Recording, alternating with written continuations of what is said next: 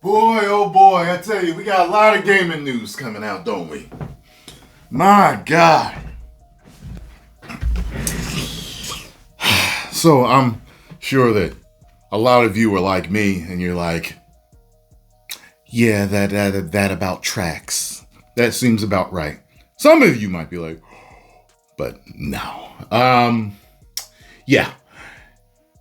PlayStation and Xbox are having problems selling. And we all know what it is. It's the prices. Over here on Insider Gaming, it says PlayStation hardware crashes to lowest May numbers in 25 years. I remember being 25 years old. Yeah, so the US video game sales data for May 2026 are out, and we now know that PlayStation has experienced its worst May for hardware sales since 2000.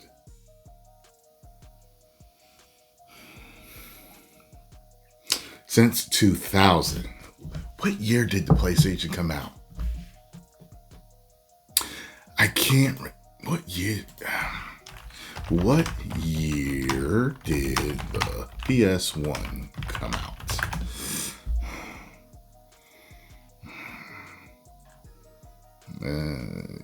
Y'all can't just give me a straight answer? 1994. Wait, what? No, just say. I was gonna say in Japan. I'm about to say no, because no way, because I hadn't graduated high school yet, and I graduated high school. I had a regular job at McDonald's, and that's when I bought it. Okay, September 1995. Okay, so 5 years after its debut. Okay, so I don't know when the PS2 came out. It was probably around that time. PlayStation 5 has easily been one of the biggest contenders, especially in hardware sales, only falling behind the Switch 2 at times. However, it seems that the price increase has not helped the company, as it has experienced its worst May hardware sales since 2000. Before going any further, consider... never mind. Another thing for that damn app. PlayStation experiences the worst May since 2000 for hardware sales. According to the latest sales data, players have received updates on PlayStation's hardware sales for 2026, May 2026. Overall hardware spending increased this month, but the growth was primarily driven by the Switch 2, which offset a significant 43% decline in PlayStation 5 spending and a 58% drop in unit sales, both attributed to recent price increases. This marks the lowest hardware unit sales for PlayStation in May since 2000. So let's see if it keeps going that way, because June ain't over yet. The Switch 2 has become the best-selling hardware platform for both units and dollars in May and year to date for 2026.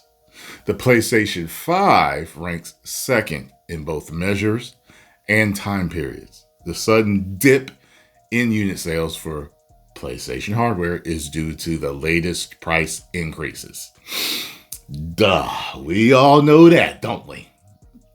Which reflects changes in the costs of the PS5 disc drive, digital, and PS5 Pro. It was also disclosed that the average price of a new unit of video game hardware reached $502 in May, a 14% increase over the previous year's average of $440. In May 2026, the average price for a PlayStation 5 rose by 33% from the previous year, reaching $672, while the average price for Xbox Series increased 22%, reaching $524.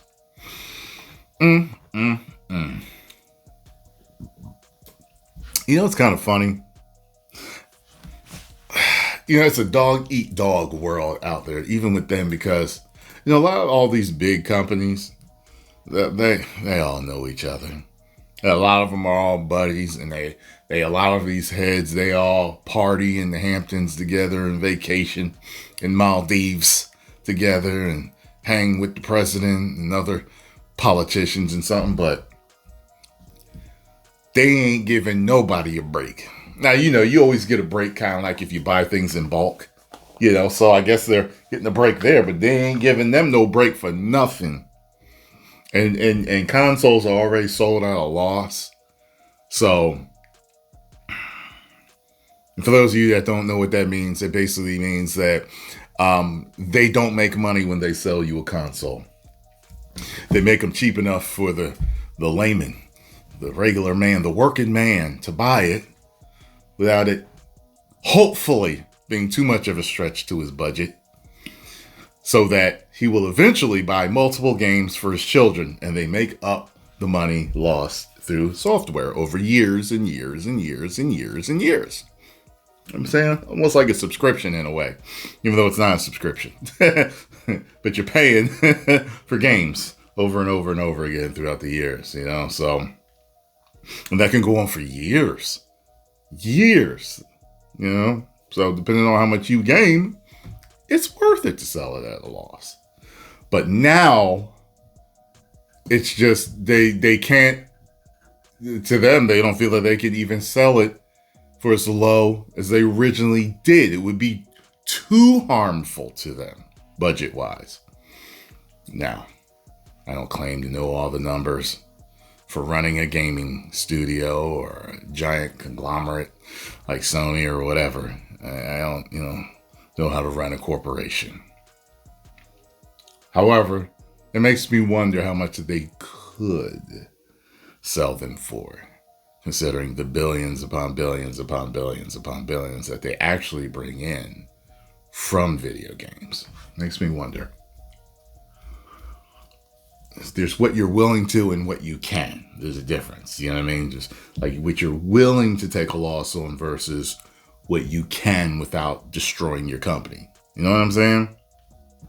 It is what it is. I'm glad I bought mine when I bought it. Post your comments down below. Let me know what you all think about this situation. If you enjoyed my thoughts and commentary, hit the like button, subscribe, and share. 10 million subscribers.